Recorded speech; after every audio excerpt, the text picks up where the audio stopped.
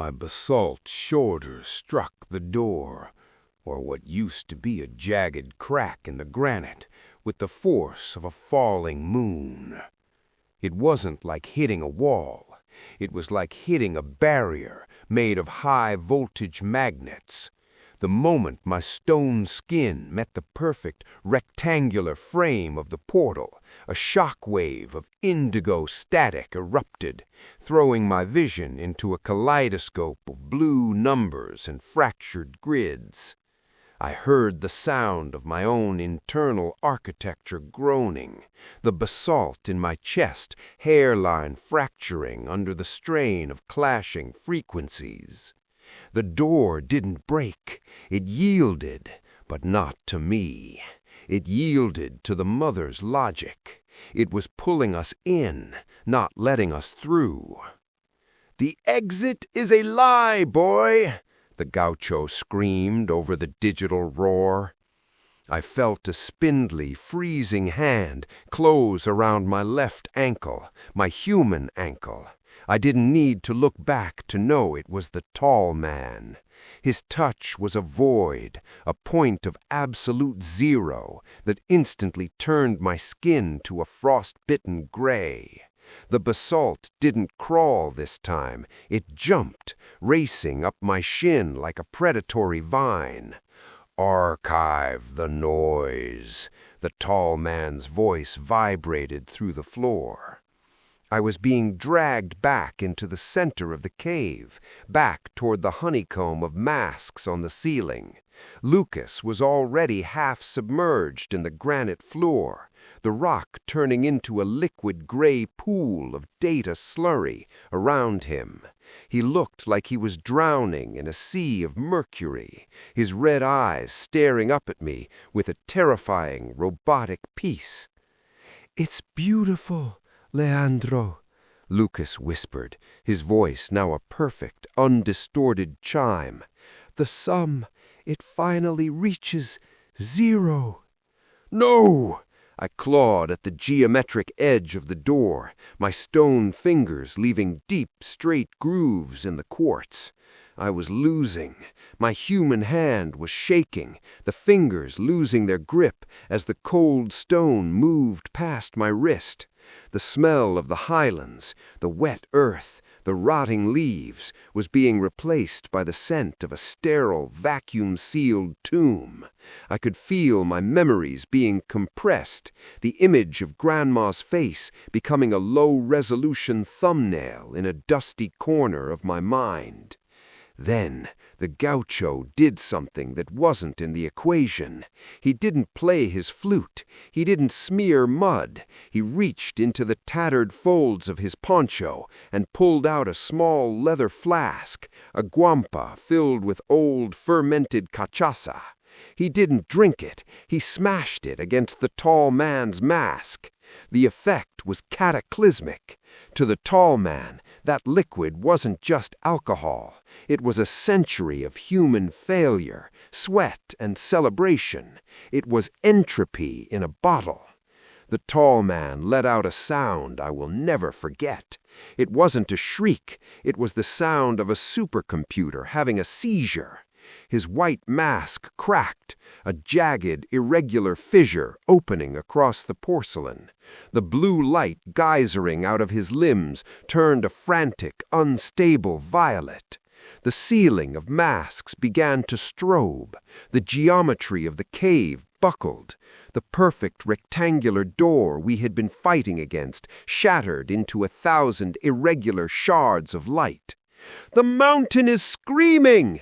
I yelled, finally finding the strength to pull my leg free from the tall man's weakening grip.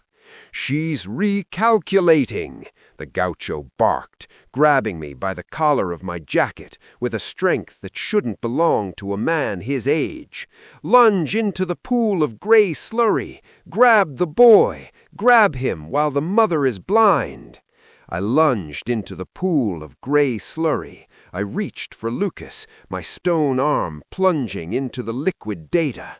It felt like sticking my hand into a hive of electric bees. I grabbed his collar and hauled him upward. He didn't help me. He was dead weight, literal stone weight. But the slurry was thinning, the liquid turning back to mud and gravel as the Gaucho's chaos spread through the cave's local network. We scrambled through the ruin of the shattered door, tumbling out into a part of the mountain that felt wrong.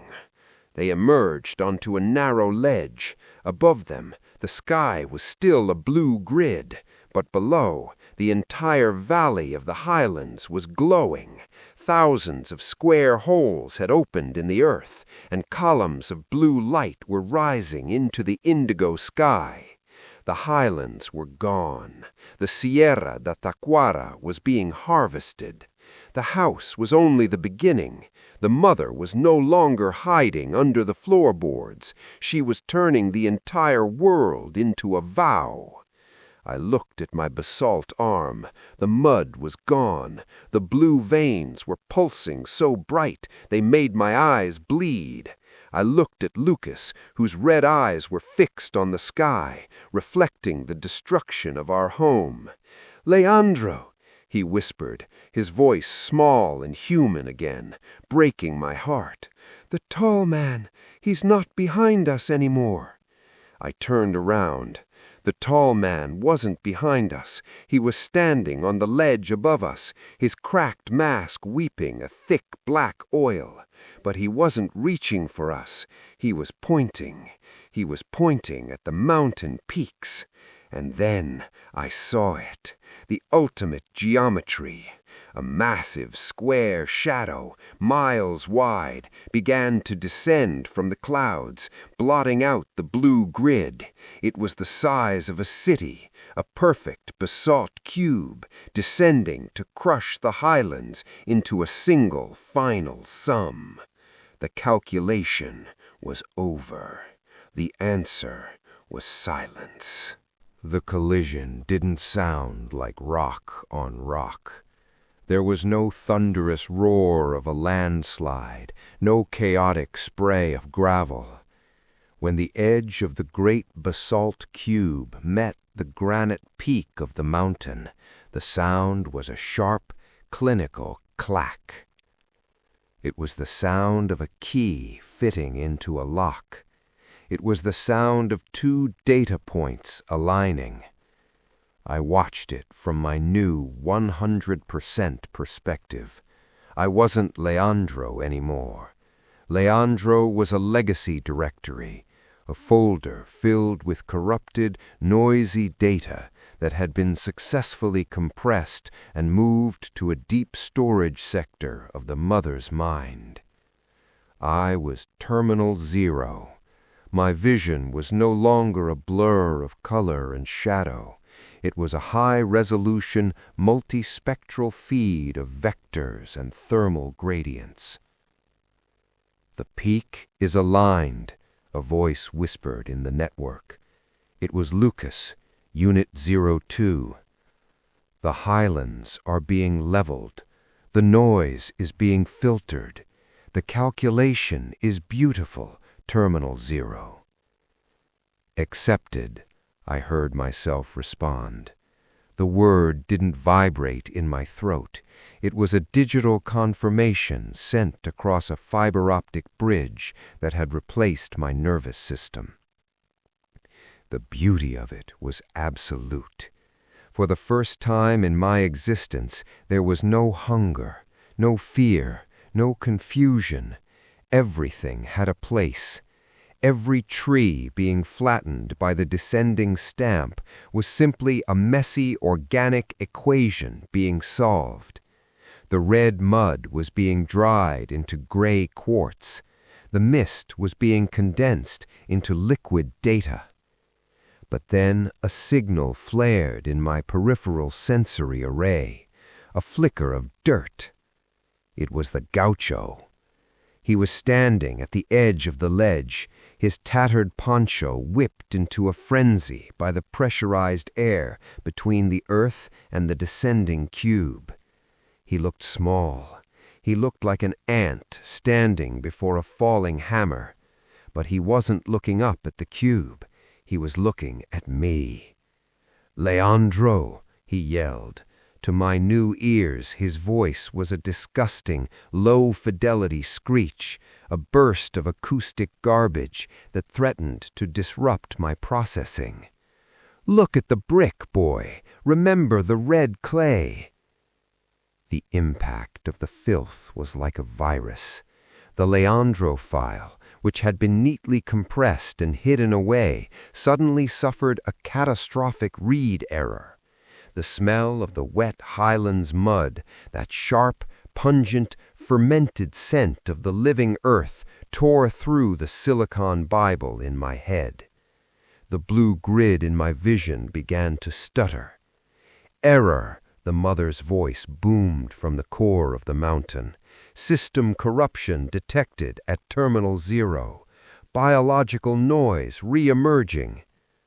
The tall man, who was now fused into the bottom of the descending cube, tilted his featureless white mask down at us. His long limbs were woven into the basalt like dark veins. He let out a shriek that sounded like 1,000 hard drives failing at once. "Purge the noise," he commanded. I felt a surge of energy, a hard reset meant to erase the Leandro file once and for all. It felt like a white-hot iron being driven into my brain, trying to burn away the image of Grandma's house, the taste of the highlands rain, the sound of the wind through the araucarias. But the mud on my face was a shield. The mother couldn't read through the filth. The organic chaos of the clay was a dead zone in her geometry. I surged with a power that wasn't mathematical. I grabbed the gaucho with my basalt arms, and for a second my stone fingers felt the warmth of his skin. The Leandro file exploded, its data spilling out across the mother's clean blue mind like ink on a white sheet. "I am the gap," I roared, my voice a chaotic mix of digital chime and human scream. I didn't run away from the descending cube. I threw myself and the gaucho toward the point of contact, toward the mountain peak that was being crushed. I wanted to be the grain of sand that jammed the gears. I wanted to be the irrational number that made the sum impossible. The massive cube was inches away from the ledge.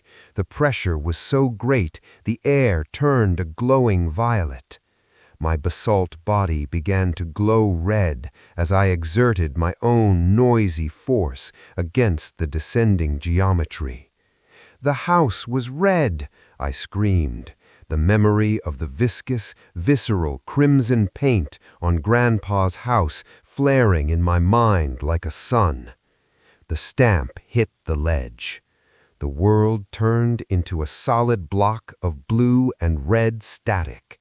The calculation stopped. The floorboards of the entire highlands gave way, and for the second time in my life I looked into the vow.